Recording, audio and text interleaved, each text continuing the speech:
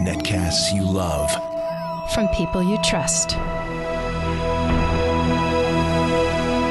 This is Twit. So now, I have this laptop to review. This is the Asus. This is the G550J laptop. This is in their Republic of Gaming line of laptops, or ROG, which stands for Republic of Gaming. These are gaming laptops that have a higher GPU built in than your normal laptop, than say like the integrated GPU on a chip. So let me first kind of go over the hardware inside of this, and let me go ahead and type in my password to get to my notes here. Inside of the computer is, I believe this one is spec'd out to have 8 gigabytes of RAM. It has a Core i7 4710 HQ Haswell architecture processor. It also has which is it? I'm looking for my notes. The graphics card is the, I had it right here. At least I thought I did. I know it's the NVIDIA G4 850, I believe.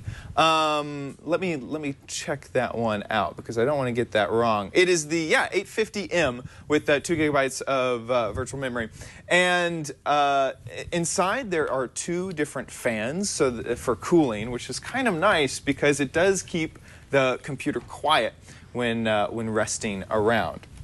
The display is 15.6 inches. This is an IPS display, and it does have a matte finish. And this is a non-touchscreen display. It is running Windows 1.8, so you won't get any of the touchscreen features.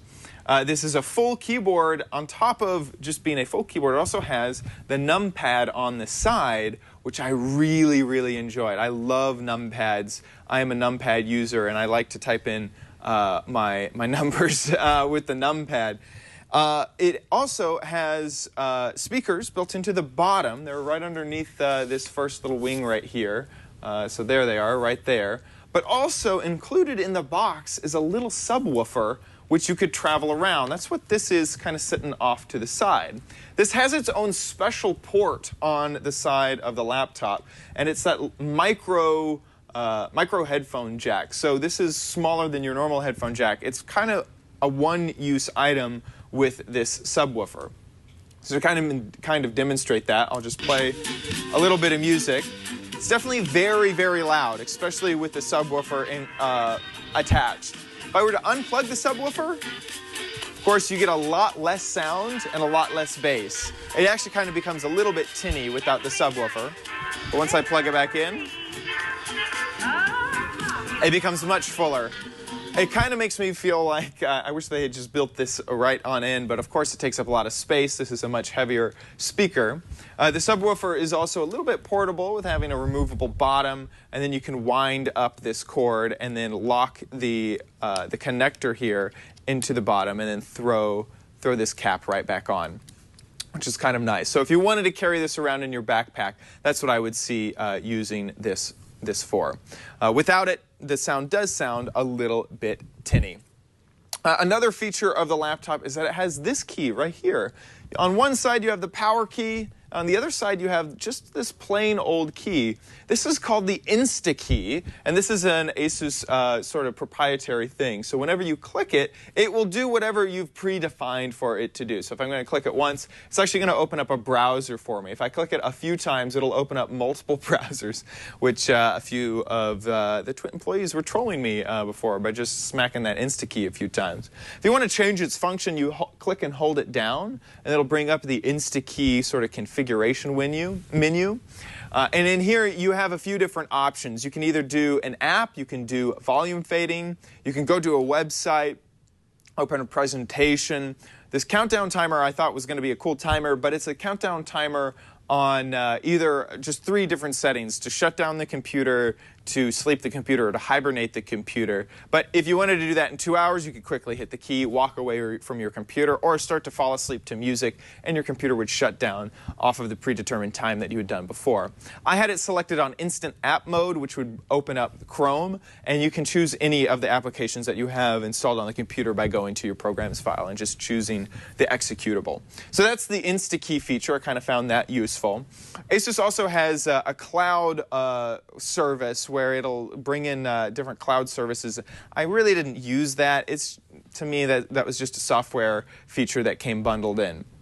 In terms of bundled software, there is a lot. There's the stuff you kind of expect, like Wild Tangent Games and Kindle. Netflix was pre-installed. Basically, all of these apps that you see in this pane right here are the pre-installed apps. And then, so I did have to deal with that, which was a little bit annoying. But in terms of bloatware, this gets okay. There is bloatware installed, but not so much that it becomes unfun to use. So let's get into the pros and cons. For the pros, one is the price. The base model of this, which only includes 2 gigabytes, is $1,069. So the price is pretty nice. Also, this has a physical DVD drive. I didn't even cover that. On the side here, there is an actual DVD tray, which most computers nowadays don't have this. I put this in the Pro category because if you're buying this, you have to know that it's coming with a DVD drive. This is not a Blu-ray drive. This is just a DVD drive.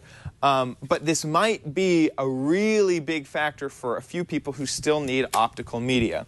And then finally, the keyboard. I really enjoyed having that numpad, and then also the ports. And so I'll mention the ports here. On one side, you have your power, the port for the subwoofer. You have a NIC, which is really great, HDMI out, display port, 2 USB 3 ports, and 1 that has extra amperage, a headphone and microphone jack. And on the other side, you have the DVD tray, another USB 3 port, and an SD card slot. So I was really happy with the amount of ports on the side of the computer.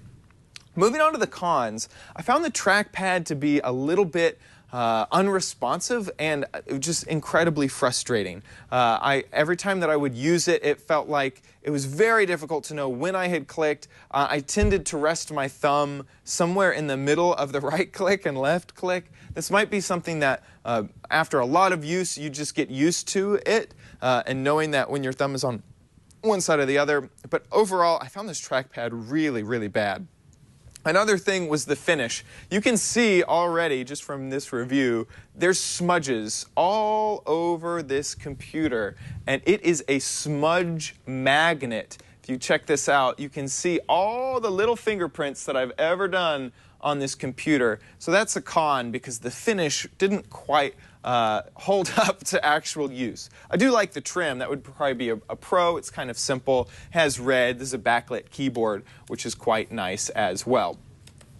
And then finally, on the cons, I didn't really like the speakers. The speakers sounded tinny when you didn't have the subwoofer installed, but carrying around the subwoofer kind of feels like a really big bummer. I didn't really like this extra subwoofer added to the whole setup process.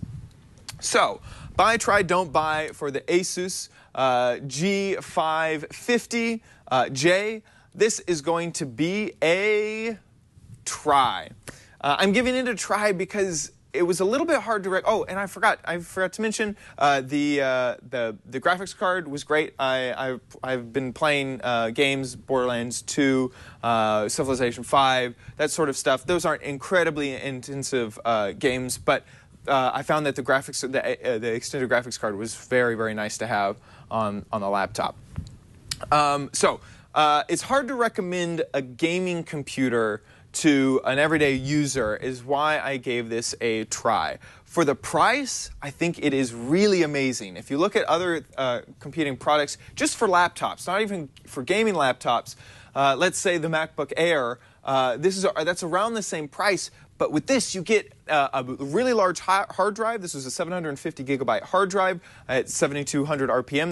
That's a spinning drive, not an SSD, but that's a lot of space. You also get the DVD drive, and you get the graphics card, and that's for about the same price as a MacBook Air. And so that's something that I really, really liked. The 1080p screen seemed fine, but it's with the trackpad issues and the fact that it is very large and there's no feature about this that I would absolutely jump up and down and say hooray. If this was maybe a 1440 display instead of just a 1080, then I'd say absolutely buy. But because it doesn't have any super big distinguishing features, I'm going to give this a try for the Asus G550J laptop.